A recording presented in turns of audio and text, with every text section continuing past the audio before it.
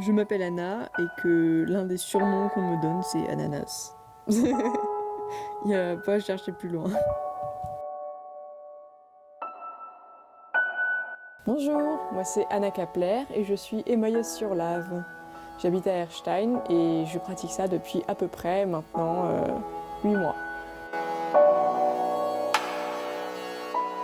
J'ai déjà fait 13 ans à l'école municipale d'art plastique d'Erstein.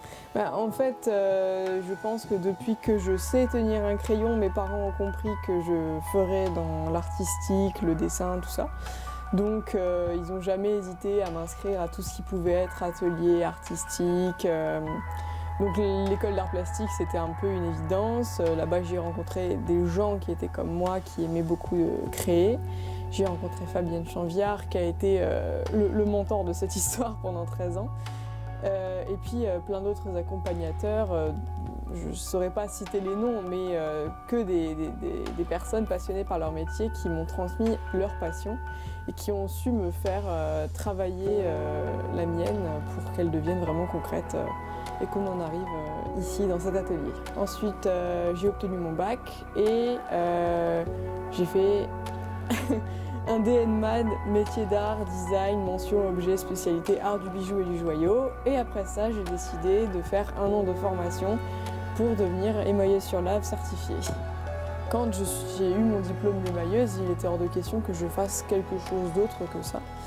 Et c'est pour ça qu'avant de me lancer en me disant bon, je fais ça à temps partiel, à côté je prends un travail pour me nourrir et tout, je voulais vraiment me lancer à fond dans l'aventure pour voir si ça pouvait marcher. Et donc depuis août 2023, je suis dans cet atelier, je crée sur demande et je fais aussi des stages d'initiation pour que les gens puissent venir s'essayer à la technique. On part d'une pierre brute qui est une pierre volcanique qui vient d'Auvergne. C'est la spécificité de cet art, c'est qu'on ne peut utiliser que de la pierre auvergnate et encore plus précisément que de la pierre du puits de la Nugère, donc qui est un des puits de la chaîne des puits d'Auvergne, qui est la même composition que les émaux qu'on utilise pour poser dessus en fait. C'est parce que c'est la pierre qui, scientifiquement parlant, se rapproche le plus de la composition de l'émail. Les tailleurs de pierre la taillent de manière à ce qu'elle soit bien lisse, bien plate, et ensuite moi je viens déjà boucher les pores de la pierre pour qu'elle soit bien lisse et qu'on puisse venir travailler dessus.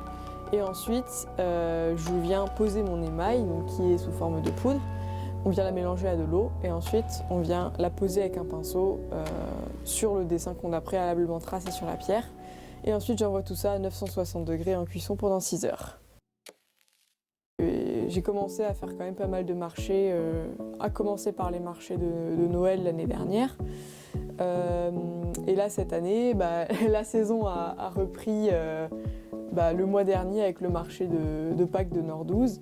Et depuis presque toutes les 2 semaines, j'ai un marché dans les environs, que ce soit Erstein, le parfum de printemps, Mittelbergheim avec les serres de Yvon et Isa, prochainement Dibolsheim ou encore Strasbourg, Tanvillé vers juin-juillet, puis Tempus, on s'y retrouve en août, et même Indisheim pour les fêtes d'antan le 1er septembre.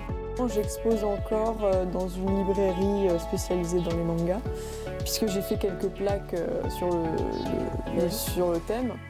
Et donc je leur ai proposé mes plaques en exposition, et ça fait 1 mois et demi qu'elles y sont maintenant au Camphrier à Strasbourg sur la place Kléber. Et moi mon but c'est vraiment de faire découvrir cette technique au plus grand nombre pour qu'elle sorte un peu de l'ombre et devienne vraiment une technique référence de l'artisanat français, parce que c'est ce qu'elle est au final. Et ouais, donc j'accueille jusqu'à 8 personnes dans mon petit atelier. Et en général, franchement, c'est toujours une très très bonne ambiance, les gens sont curieux de découvrir. Et puis vu que c'est une technique que personne ne connaît et qu'ensuite ils repartent avec leurs plaques, ils sont toujours tellement contents de montrer ce qu'ils ont réussi à faire, de prouver en soi que tout le monde peut s'essayer à la lave émaillée et repartir avec quelque chose qui leur plaît